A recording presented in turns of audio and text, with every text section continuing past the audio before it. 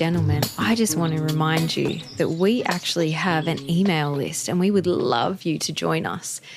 If you want to sign up, go to www.thewizardandthepriestess.com and find your sign up button. Join us today. Ladies and gentlemen.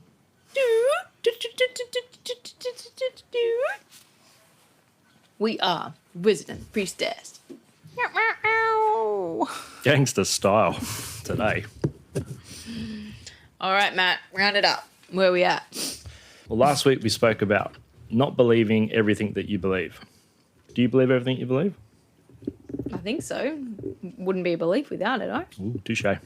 But I mean, probably could do with some active. I think we could all do with a bit of reflection and just getting still and seeing what works for us and what does not, what serves us and what does not, and dissecting those beliefs, where they came from and are they helping our lives. But the earlier something happened in our lives, the deeper the imprint psychologically. So they're the ones that are hard to see, hence the shadow. Fan-fucking-tastic. Oh, that's the spirit. Heaven and hell. Yes, Matthew. What do you want to talk about heaven and hell? It's a more of an unconscious thing. I went to did you go to a Catholic school? No, but I was brought up Catholic. Right. Well, I went to a Catholic school, so I was indoctrinated into that belief system, and I, probably like many others on at least some level, certainly had my fears about going to hell, because we were told if we talk back to our parents, if we don't clean our room, if we wipe our ass the wrong way, we're going to go to hell. Really? Mm-hmm. Probably not that specific. Did your dad tell you that one? He did. Oh, that one's scary. Yeah. Fuck. So, back to front. Front to back. No, Oh, so it's dear. but you'll be surprised at how many pathological conditions can come from that unconscious belief of going to heaven, going to hell. The number of people I've seen who unconsciously sabotage themselves to punish themselves because their belief is, I'll punish myself now in this lifetime so God doesn't have to when comes Judgment Day. What a bizarre thing to do. It's bizarre to you and I, but we are living in a Christian culture. Yeah. So all our laws are around Christianity. All of our, I guess, morals and all that ethics, they're based around Christianity. So we have, take the floor. I could go on a long spiel, but I'll keep it Holding yourself. minimal. Yeah, I think, well, heaven and hell for me is the day and age here and now, right? Like I understand the heaven and hell you're talking about, but it just feels like, it feels a bit outdated. I have been around a few people a long time ago that were passing, and the big thing they do is there's a pastor or whoever that will come and talk to the person. Mm-hmm. And they tell them how amazing they are and how they're going to heaven, on their deathbed or whatever. It's like, everything's fine, you're okay, You're safe. I'm like, what a cruel, cruel game to play on the psyche. Kind of like Santa. I've been, might I add, I've been... I think you've had a few comments this week, haven't you? I've had a bit of pressure on that one. Anyway, whatever. It is what it is. I actually had my 5-year-old come home and be like, so Mum, can we just do Santa anyway? Like, can Santa come to my house? And I'm like, I don't know if Santa's coming to your house. She's like, well, he has to. He goes everywhere. And I'm like, oh, fuck, you've been indoctrinated by everyone at school. And I don't know. We'll just make this play this game as we go. But anyway. So are you doing Santa? No, but I think we might do Santa, Mum and Dad. Yep. So we'll do I think I'm going to get, just for the ideas for the parents out there, I'm going to get some glitter and I'm going to put it around the house and have me and Hampus's footprints. Somewhere else with that, yeah. I don't know what year it's at, right? But like put footprints like around and then like have it going around and like they go on a little treasure hunt, which I do anyway every year, but I can just make it Santa mum and dad or Santa mum, Santa dad, and they can believe whatever they want from that point. I'm not going to tell them that some random dude jumped into our house, but It's a bit fucked when you really it is. And you dissect know the what, story. though? I have to admit that this week I've been a bit like, oh, okay, maybe, like I've had a few people say to me, no, I think Santa's good and they're quite, on my level in other ways. So I was like, oh, what do you mean? And they were saying how the imagination of Santa, and I guess it is that Christian idea, right? We can use and play with this idea of magic and miracles through this idea of this man. is it to also control children? Likely because they're good or bad and they get presents. And I mean, I can't say that I'm not, like, I don't threaten my children with, if you do this, I won't do that. Well, Like, I must have fucked up because Santa hasn't come taken to me you. for a while. Well, this is the thing. Like, I don't know. Apparently, it's just a trauma that only I experience, but I think there's a little piece in everyone that experienced Santa and then all of a sudden find out that someone lied to them. But maybe they're not even looking at that. Maybe they don't care. They're like, oh, yeah, mum and dad lied to me about everything. It's to keep me safe. Well, hopefully to see the magic in something. Totally. Anyway, heaven and hell, Santa or not, it's We always get back to Santa. it's always one and the same. I know. I feel like I got owned a little bit. And no, you know what? What happened was I was made to think a little bit differently to how I have thought, and that makes me like then grapple with, okay, what is it that I think and how is it? And I just don't believe in lying to my children for someone who essentially all the other kids focus on about getting presents. And I want to instill in my children that Christmas is about giving and about being around family and about the support and love that we have and how to show love to each other, and to do that in a really beautiful way. Just on the giving thing, I don't disagree. I think something's missing though. I think in a balanced person, when we give, we also get. From the giving? Yeah. Yeah. So it's that giving-receiving ratio. Yeah. But I feel like the thing that I want to imprint, and this is what I really feel, is when I ask someone what they want and then I go above and beyond for them. And Are you taking requests right now? No. Okay, go. No. I don't think I Times of 12 are coming up. I don't think I have the capacity. But you can, give me your request and I'll see what I can do. Farm. A farm? Yep. You can go save my uncle. It's not what I asked for. Okay. So little things I can do really well. But what I mean is that I find such joy in going to that nth degree and curating a really great experience for someone and then giving them the little cherry on top, which was the thing that they asked for. So it's like, That was the original.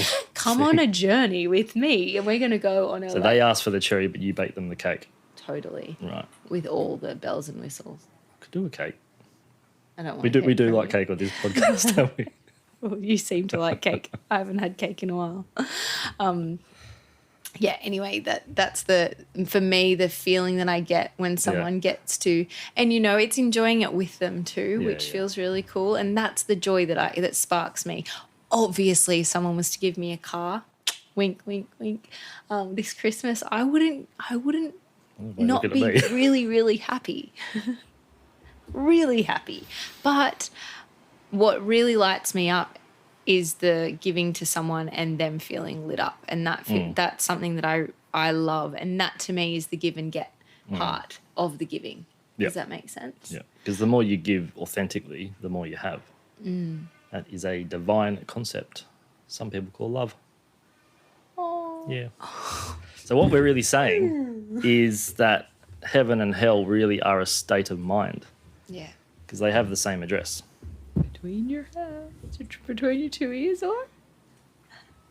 He's played that one so many times. I have to. Yeah, you got to get some new dad jokes, mate. He'll work on that over the break. Someone's having it. But yeah, I think I truly believe that there is probably some positives from the idea of hell, that when we are really good people and we aspire away from doing negative, that can actually help us in a good way. But I don't like the idea of threats, and I don't like the idea of living in a place of fear. Making decisions from fear never feels good for me. Yeah. So what's the difference between a hell and a nightmare? Oh. Don't say it's between you. Yeah, I Same wouldn't thing, right? say it's different. Yeah. So I think we're living in the balance between heaven and hell daily. Yeah. So I don't think it's a celestial thing. I think it's more of a Human. human thing. Yeah. What else do you believe, Matt? So I've written here, doing what you're told. Oh, that goes on with what we were just talking about. Yes. Good segue. Doing what you're told. Yeah, that's a really hard one, hey? Like that is, I reckon, the biggest potential trauma. I think that's obviously maybe obviously, but could have some good to it as well when you do what you're told. Like, don't touch the fire, you will get burnt. And then you touch the fire and you get burnt. Some people need to touch the fire to learn that. That's my kids. But then some people, Apparently me too. some people take it at word and they look at the fire and, oh, that doesn't look friendly to touch. I can get close and I'll get warm, but then that's enough. Yeah, but do you think that is a human thing, or do you think that's because every parent along the journey has said to a little human, don't touch hot?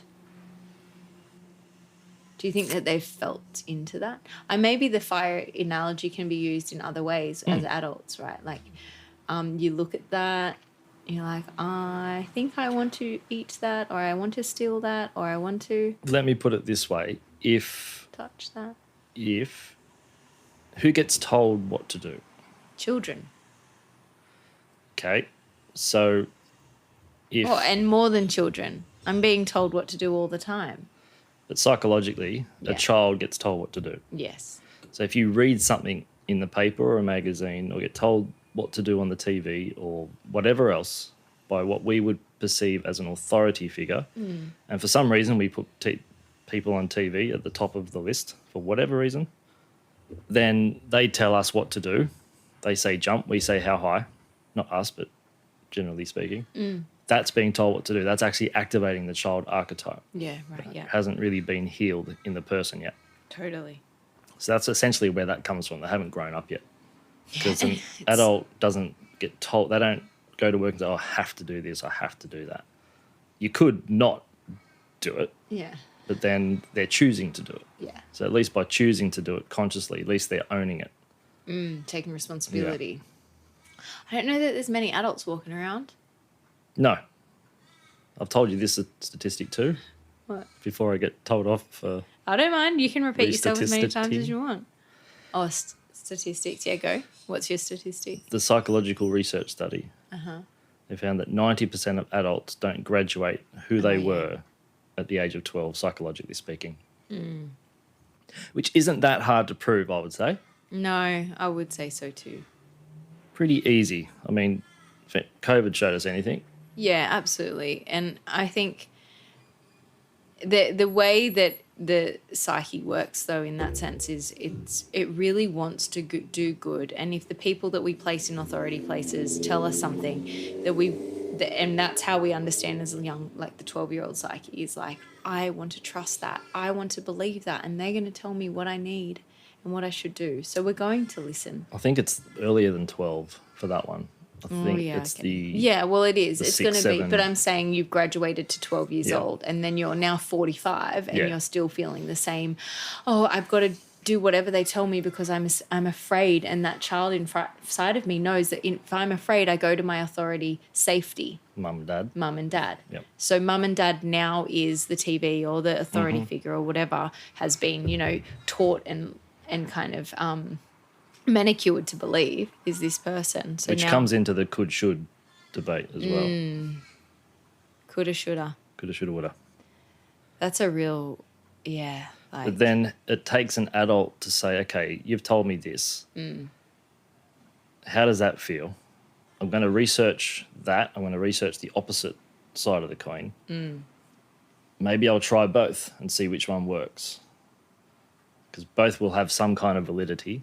yeah, There's a bit of truth in everything, yeah, but is it what's true for you? Is it congruent with who you are as an individual? And that's what most people, it's kind of where they lose that. Because we don't have time for introspection anymore, do we? No, that's the big crux of everything, isn't it? To just spend some time alone and really feel into what feels right. We don't really know what feels right. We keep just looking to see what the authority figure tells us is right. It's usually popping a pill or something. Yeah, or just keep going and hanging out with those friends and family that you don't really connect with. But you're like, oh, but I should. I should, because But I that's what should. mummy and daddy want me to do. So Right. I'll keep them happy and it'll just be easier for everyone. Is it though? Well, it's easier for It's everyone easier for everyone, else, but it kind not of just you. slowly destroys your soul. Yeah, and I think this is a really like life and death stuff, you know, when you're sitting there going, okay, I'm being told to do something. Something inside of me is telling me no. Yeah. And far out, like when you get that pull, that feels pretty like It's heavy. it's heavy, and it's like, okay, well, I don't know whether this is your soul contract to do whatever that is. You know, maybe you're not meant to last much longer and you've got to jump off that bridge. Don't jump off the bridge. I'm not saying to do it. Make sure there's Not water. literally. I'm talking from a metaphysical perspective. Yes. Like, do that, like, you know, quit that job, or, you know, something like that. Oh, that just got morbid. Got real quick. Backpedal. It's not what I'm suggesting. No, Just- but I think it takes a lot of spiritual courage to follow that. And not only is it seemingly unorthodox within that, in your sort of social group, it's very isolating, Absolutely. and a lot of people can't handle that. No, that's just And that's too just part of the much. hero's journey. Oof. Onwards and upwards, Boom. hero. What's next? So, what was that? Doing what we're told. Blaming others. Oh, yeah. We could talk about the early days of the wizards and the priestess on Instagram. Don't know why that just came up. Trauma. It's all right. Yeah, I mean, shit, Intense that's therapy. been a big learning lesson for me. I feel like, What, Instagram? no, Canva. none of those. Blaming others has Oh. been, that's a big turning point. That once I kind of really understood that's what I was doing, because I think it's a realization of that. There's a belief in me that was like, the self is good and strong. The other is attacking. Everyone else is a dick. Dicks everywhere. Run. Yeah. But yeah, it is I think it's a taught, but I mean, Yeah. It ties into the victim. absolutely. Yeah. So if we can unvictimize ourselves and realize whatever we do to others, we do to ourselves. And people say, well, that's not possible. Well, of course it is. If you pollute the land, your food grows from the land. So therefore you're polluting yourself. That's like a karma thing, potentially. So, but anytime you say, you know, you or your, that's verbally pointing the finger, right? You're not doing this, you just add that, etc. Well, that's a self-diagnosis because you've still got three fingers pointing back at yourself. Hashtag Carl Jung. And it's just a way of you projecting your shit on everyone else Yeah, man, that's and looking for that. Some people will look for that sympathy or that, be it literal or metaphorical, people come crawling back to you. been thinking that too. Like, we've got to get to the bottom of that. You know, what's underneath that? For you, I mean, for me, I can see many things, but I think it's in the competition there's a competition piece. I can put What do you quick wanna- quick go- concept out there. go I was throw going it. to wait for the. We'll touch more on this when we do one on addiction. Oh, yeah. So according to Angelise Arian, who is a shaman, and I think she's a PhD as well, she came up with 4 causes of addiction. Okay. Needing to know. I'm brain farting now. There's the need to know. Intensity. There's perfectionism. Trying Don't know what you're talking about. and focusing on what's wrong. Yeah. So focusing on what's wrong, Need to know. need to know, Perfectionism. intensity. Okay. What's intensity? Well, intensity would be like if you had a really, You wanted the it intensity? could be you had a very intense childhood. Right. So and then you end up in relationship with someone who's very not intense. So there's going to be that part of you that craves that intensity because there is some kind of safety in it for you. Yeah. But that might drive your partner crazy, It might drive everyone around you crazy. probably. But then you're going to be seeking that unconsciously. So that's an example of intensity. Yeah. So let's talk about your perfectionism. I honestly don't think yeah, absolutely. There's aspects that I want to be perfect. But Doesn't it feel better to get it out? therapy session. Yeah, I mean for sure. But yeah, I think I've come a long way. If Yeah. anyone's following our Instagram, I'm sure you're very well aware that we have let it go. Deeply trusting. I was going to say not whatever through lack is. of effort, but it's kind of It is through lack of effort at the moment. lack of capacity. Capacity. Yeah, Yeah. better word.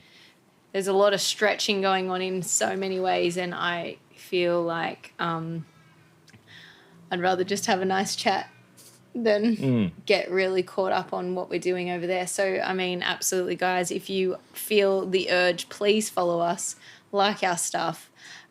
It's only very minimal, so you don't have to do too much. But it's authentic. It's very authentic. And, sign up to our mailing list because that's really fun. And, yeah, it is really nice to know that you guys are listening. I know some of you reach out and tell us that you're listening, but we don't actually realise how many people listen. And then next minute, I'm like, oh, It's weird when people quote you back to you. what did we say Yeah. there? I agree with what you said about that. What? Wait, what? Oh, okay, that's cool. It's nice to have someone in agreement. But no one's blamed us, Yeah, which is good. not thus far. No, give it time. But yes, okay, coming back to blaming others, yeah, it is a really, it's been a big learning. So I'm glad that I've learnt that lesson thus far and we move on to other beliefs that I have. We forgive ourselves, we forgive the other, and any witness. That's how you remedy that. Oh, Boom. I don't know. Okay, you ready for this one? what's this one? The universe will just provide everything. Yes. There's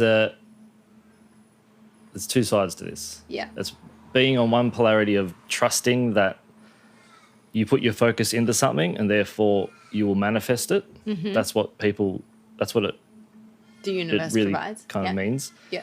Or those people that just sit back in their chair, do absolutely nothing, and they say, no, I trust it'll just come without doing anything. Yeah.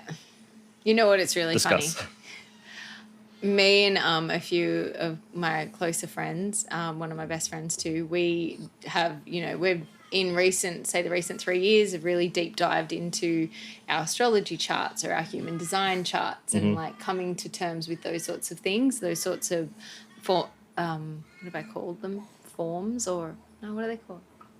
Oh, the charts. Yeah, like they're like a template of life or like Right. Is that the thing that you showed me? Yeah. The nodes and stuff? Yeah. That's the natal chart. But either way, so we've been looking at these and delving into it and kind of coming to terms with that. And it is very interesting because a friend of mine, her chart literally shares exactly who she is. And she, I would say, That's pretty spot on. is a pretty much Yeah. sit back, relax, manifest gal. She does her own thing. Like she's busy doing her stuff that fills her cup and, building her gardens and, creating, she's always onto something. She's always creating new community circles or new things. That's her thing. But she actually she's just living out her chart.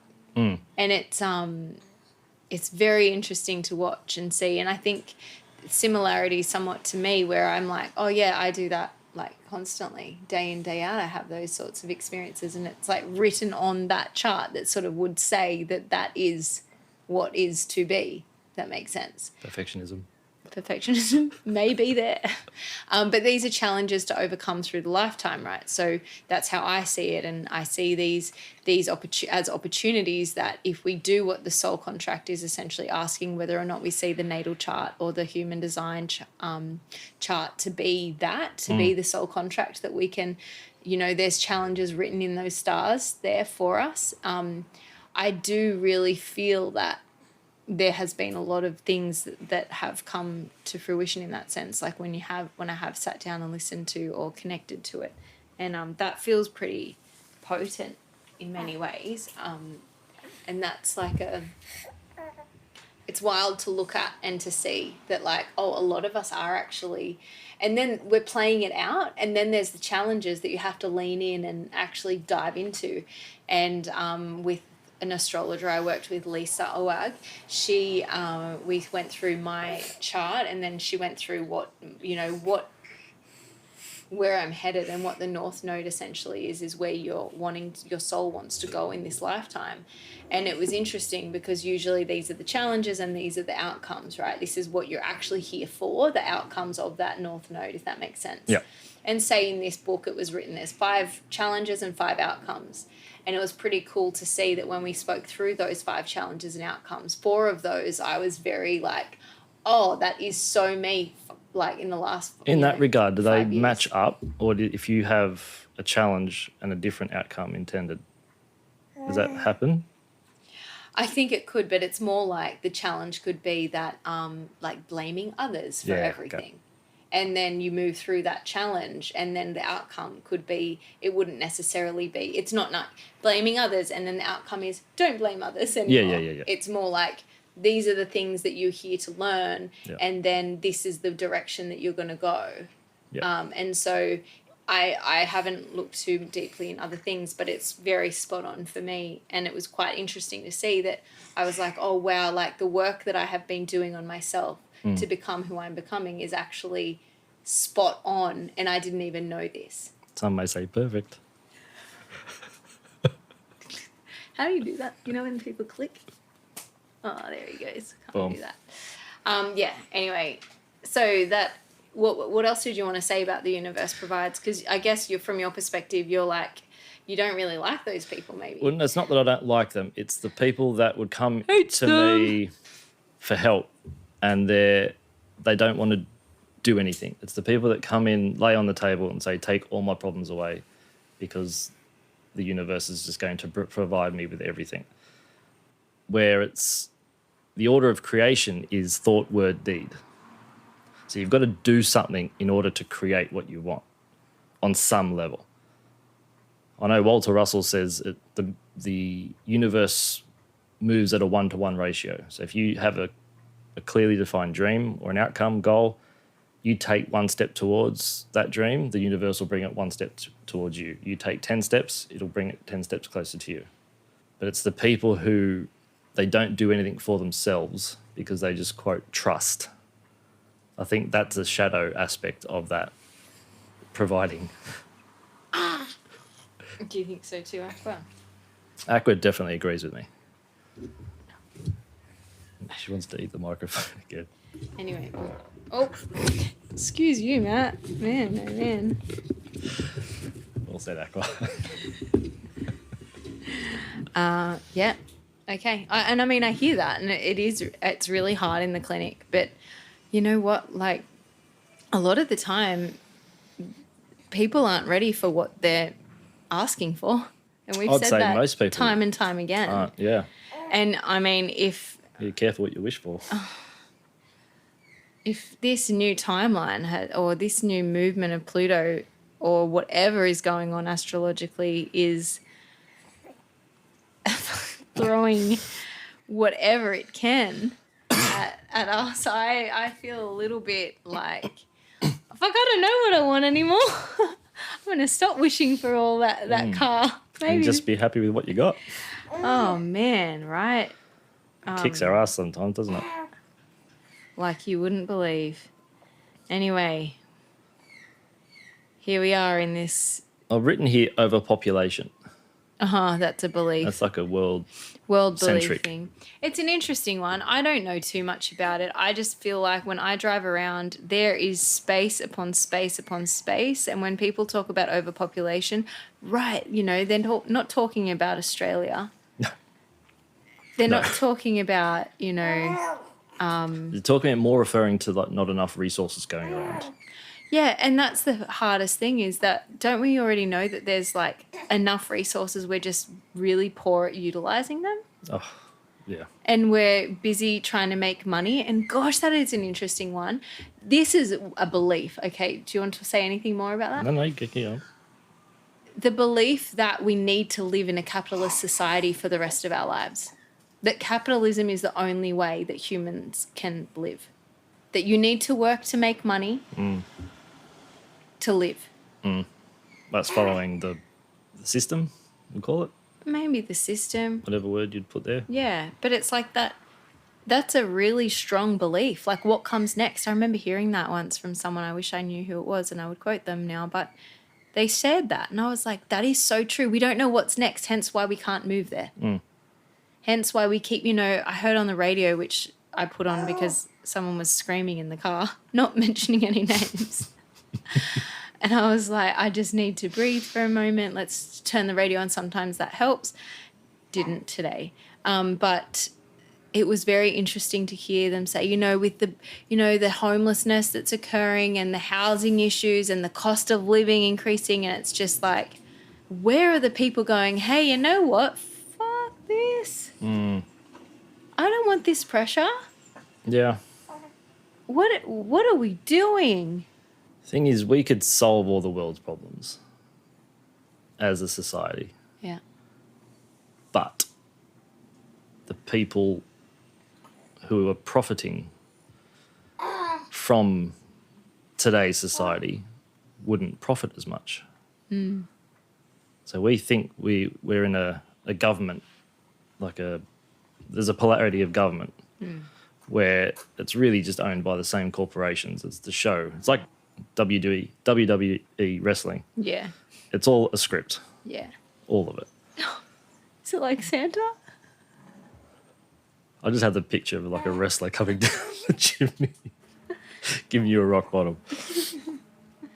But back with the overpopulation and how that plays in, we're told that there's not enough food to go around, not enough resources.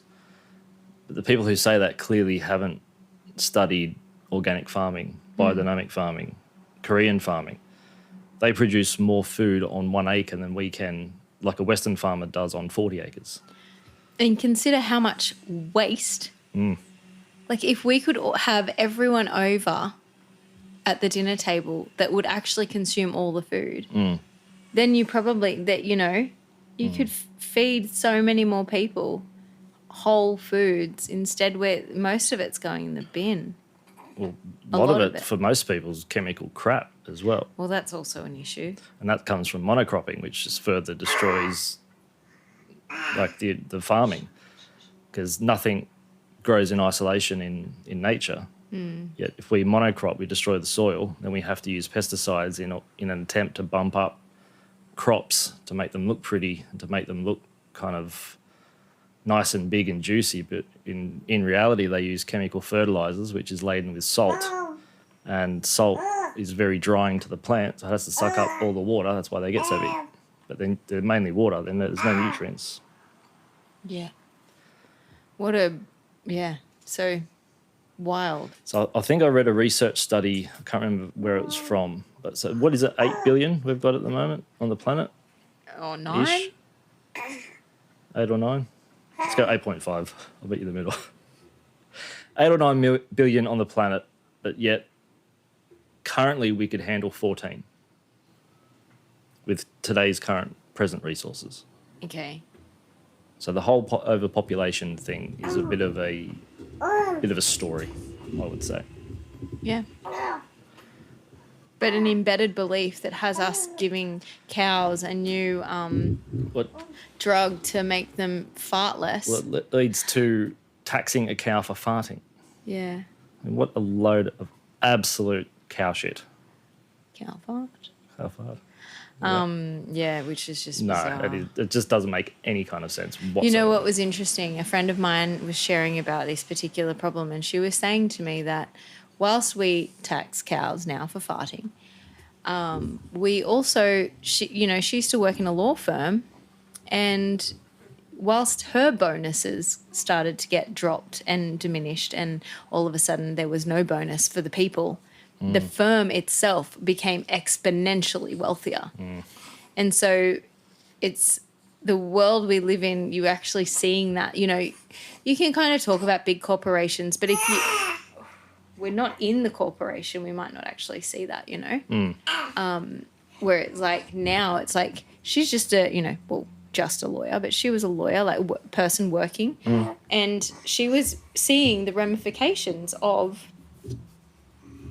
that, what capitalism does. And yeah, I'm sure that these lawyers don't need any more money. No, they're doing all right. But the idea of it was good. Anyway, moving on. Okay, I've got 4 more. First one, if you're in a partnership with someone, they're saying, you can't do anything right, or you think they're deliberately hurting you. Go. I think it's a really common held belief that when we're having a fight or when we're feeling something that doesn't feel 100% with a partner, we start to question whether this person is the right person, and usually it comes down to them, that they're not actually trying to be good anymore. They're like a bad person now. Right. So not actually whereas if we were to sit back and go, hang on a minute, they're just trying to do the best they can with what they've got. So it all starts lovey-dovey and honeymoon period and all that, right? Yeah, that's what happens. That's man. about three months. 3 to 6. Okay, yeah, 3 to 6. I'll give you that. But then one of the people in said relationship starts either believing I can't do anything right, so I won't bother, or that one person thinks you can't do anything right, so don't bother. So don't bother. But when you do, let's say clean the kitchen, for example, It's never good enough. never, ever, ever, ever good enough. I've got 4 sisters. I know exactly how that feels. And I've known you for a while. So there's the belief of I can't do anything right. But then is that projected onto oneself, do you think, or projected by the other? I reckon depending on who's who or what you're feeling, experiencing, most things are going to be a projection of your own Insecurities limited and belief stuff. Yeah. on that. So realistically, every time I have an issue, I try and say they're doing the best they can with what they got right now. Yeah. And it has changed my relationship for the better, because then every time that, bench hasn't been wiped, 45 minutes in the kitchen cleaning and the benches aren't wiped, like, gosh. Oh, that's where you start. But he did the best he could with what he had, did. and that's all right. I think a lot of that Has to be comes all down right. to communication as Yeah. well. Because we don't, instead of saying you can't do anything right, you could say it would really help me and I'd really appreciate it if you did it this way. Yeah. And you can brings- do that for 10 years and then you can get over it. Okay? But at that point, you should leave. Or as Esther Perel has suggested, a lot of now we have this idea that we just leave. Yeah. We it's all easier just that leave. way. Yeah. We actually we are not built, and I'm talking about our generation. Like, think of the generation below us. Or before us. Well, before us stuck around and obviously created more. Which one are you talking about? Well, I mean, I guess both, but like the generation before, like my grandparents' generation, Right. they stayed Okay. no matter what, Yeah. because you can't do that. It looked bad. The next generation left really badly. Our generation leave but are smarter about it, conscious of everyone, partners involved. Then the next generation, they're just going to leave when things go a little bit astray, and it's going to be really, I think monogamy will be a difficult thing to maintain unless you're in some form of relationship with a higher power, because then you know that, okay, I work this through and I figure this out, and I, understand that. I understand that I need to be, I want to be here, and I'm going to use this experience or this relationship as growth, and together we're going to grow together. But yeah, That's really the key, I think, finding someone who's willing to grow together. So I think if you're just going to leave at the first sight of trouble, that still comes back to the child archetype. Because you're not willing to grow with the other. Therefore, it's essentially you can't handle yourself. Yeah. So. Wow. Big stuff. 2 more. Yeah, go. I can do it all alone. Like all my goals, my dreams, etc. Yeah, that's Don't need anyone in my life type thing. Severely independent. Yeah, well, I mean, that belief feels like it comes from a core trauma of like, where you felt like you couldn't rely on the parent caregiver that was meant to be relied upon. Yeah. In times when they were needed. So we just get hyper independent. The orphan child archetype. So you can use independence obviously for your own advantage, but that can only take you so far. Yeah. So people who think they can do absolutely everything by themselves, and I'm not talking about those strong independent people that thrive. It's about being so independent that you don't let anyone else in. And like an example, someone else made the clothes that you're wearing today. Someone built the car that you drove here today. So we can't do anything really alone. We are all in it together, whether we're conscious of it or not. But we pick and choose. You're talking about the belief that, oh yeah, I don't want that person in my life, so I'm just going to... Well, it's more the people that, oh no, I don't need anyone. I don't need it. Which might be true for some, and some people are genuinely happier alone. It's the... It's the majority of people that would be in that category of I don't want to do it. No one can help me. I want to do this alone. Yep. Yeah, because asking for help is a hard thing. 1, because of rejection, or 2, because people can't give you what you actually need. That's a really interesting thing when you really ask for something. Okay, I really need this specifically. And then you ask the person, it's like, actually, I can't do that for you. Yep. And that's really hard for both people. So then the rejection of that, is it worth asking? You then go, you know what? I just do it myself because I don't have the person in my life that actually can hear that request and make it happen, which I think in some ways is really hard too for both parties. And this just comes back to what I spoke about a few weeks ago about this, what would be really cool if we had friendship contracts that like said, okay, for you, Matt, what I need is you to, message me on a Monday and say, how are we doing? Is everything prepared? But then for the rest of the week, I don't need to hear from you. I get that in writing. Write it down. I'll sign the bottom. But or I'm okay with not hearing from you. Whereas there might be people in your life that when, you've kind of molded this contract that says that you hear from them every day. And then all of a sudden you don't hear from them for every day and you start to question, hey, what's going on? And instead of asking, I'll say, hey, the contract said this and I don't think you're keeping up your end of the bargain. That naturally happens, I think, in friendship and relationship and relating to others when someone has some sort of epiphany or starts to live in a different way. And there's that belief that, okay, well, I must just have to do it all myself because you're not quite here in the way that I've needed you. But yeah, it is a difficult one because there's a lot of, oh gosh, if only we could all really delve into our archetypes, our traumas, our inner belief system that uncovered these ideas and these ideologies that may not be true and and helped them be free, essentially. I think we can. We've just got to make the space and the time for it. Yeah, and make a commitment to it. And it takes the capacity to do it properly, I mean. Yeah.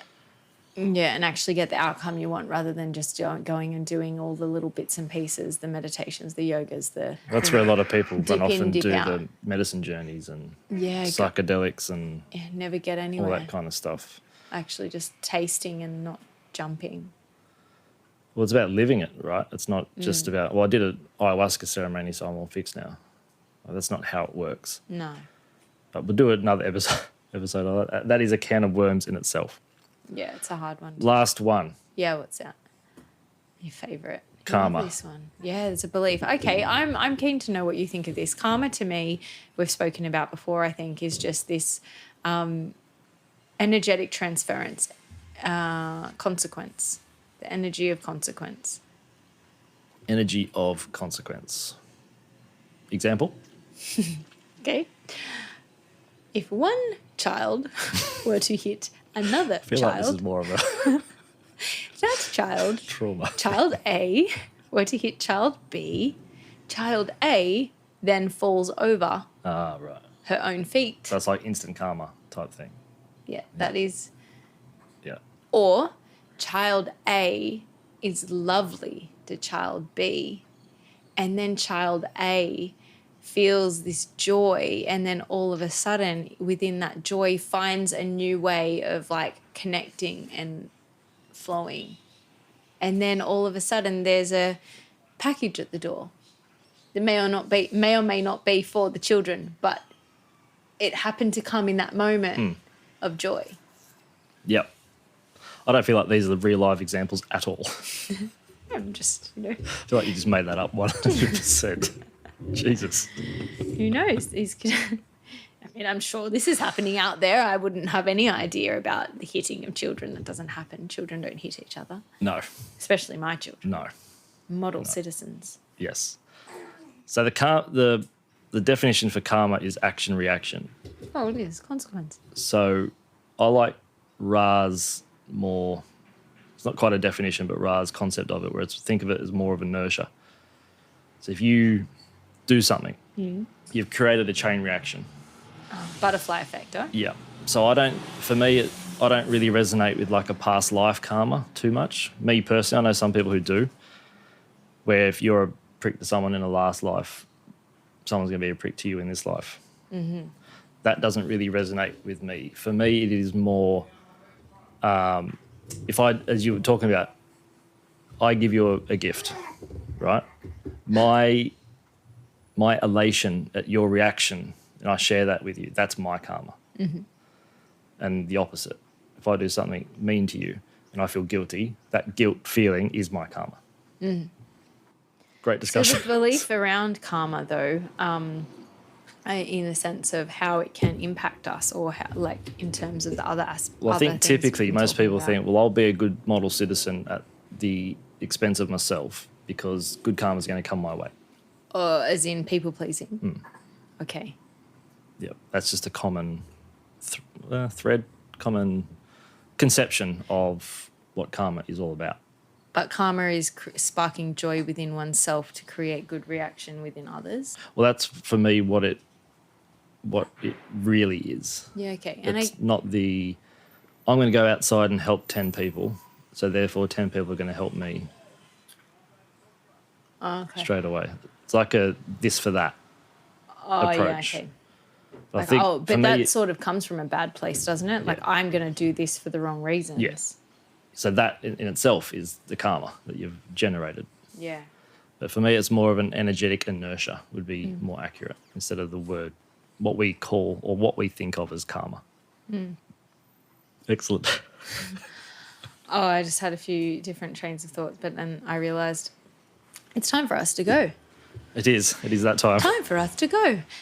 Farewell, everybody. It's time to see you. What's that song? No, they don't. That's at the beginning. Anyway, we're going to go. I thought we could create a farewell song. Anyway, you left me hanging. Go for it. Awkward. Thanks for listening, guys. Catch you next week.